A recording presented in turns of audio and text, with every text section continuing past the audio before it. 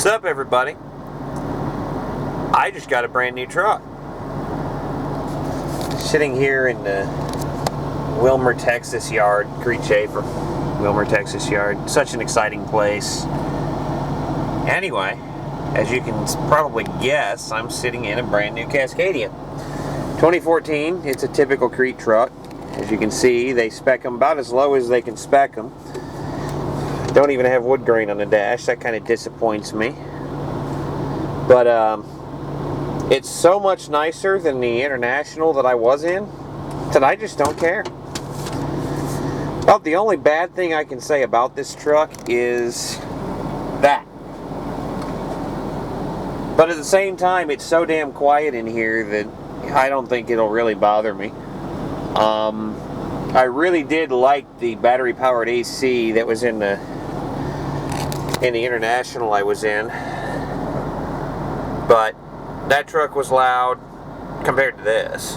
It was loud. It was really rough, especially because toward the end there, at least the cab shocks were bad.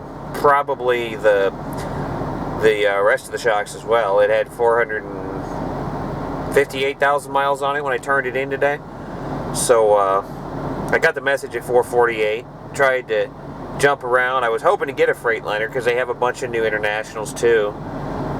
And I managed to pull it off. I got in a Freightliner, so I'm pretty happy about that. There's people that talk shit about Freightliner. I don't, never have. I haven't had this thing 2 days. I've driven it once, a mile up the road to the Loves from the yard here in Wilmer. And I can already tell it's so much more truck than the International ever could dream of being. There's not a whole lot on that International that's well thought out. It's too much like a car in too many aspects. One of the big things is there's a button for the air horn. I hate that shit. Pardon my French. I don't like to swear in videos. Sorry about that. Anyway, but really, I hate the button for the air horn. I was always hitting the engine brake or the marker light interrupt when I was trying to hit the air horn. You know, in a bad situation, that can be the difference between life and death for somebody. So, or myself easily. And this truck has a real horn. I'm not going to pull it now, obviously, because there's a guy right there sleeping, so we'll leave that alone. But anyway, this truck is filthy because I just moved into it and I had way too much stuff. I went from a condo with 2 bunks, International, to a mid-roof Cascadia. I just told you I had a Cascadia. Duh. Oh, I got to take this this power out of it. Power adapter cord so that I can actually move the camera around. Yeah, all of those are laundry. I got some dirty laundry to do. Ironically, I actually have plenty of clean laundry. And I do mean plenty. There's some tissues from a box that fell apart. And I don't know, you probably can't see it in there, but well, you will be in a second. We'll be able to. Plenty of clean laundry.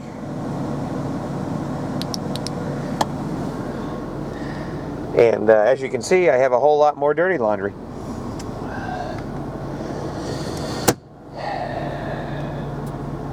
I really like this. I really like the bunk in this truck versus the International. This is a real nice padded treatment here.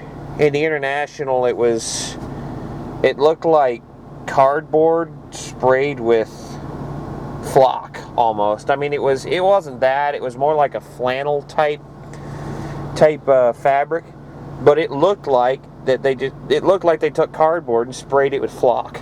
So it was a really cheap looking and feeling truck.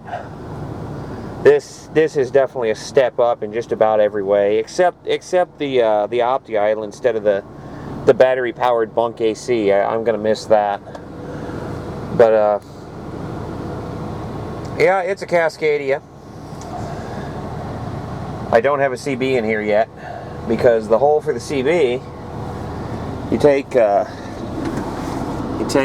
those 2 screws out there, and this comes forward. And this part of it right here, this sunglass tray pops out of this whole thing here from behind, and there's a bracket behind there that you can secure the CB to with the factory screws that are designed to secure it to the bracket. The problem is, it's sized for a Cobra 29, and I don't have a Cobra 29. I have a Galaxy DX939. I love the shit out of that radio. I just went and swear it in the video again. Go me! But yeah, I love that radio. So I'm going to have to devise another way to mount it. What I'm thinking is right here. There's a nice blank space there.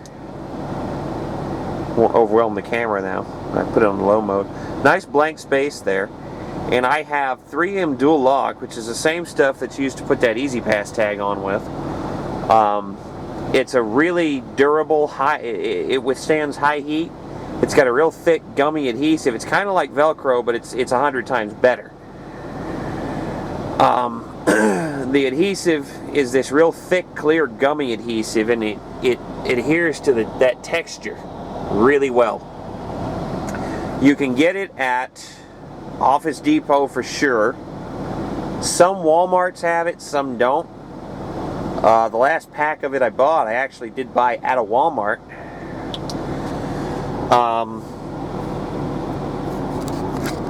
Man, I'm forgetting how to flip the screen around.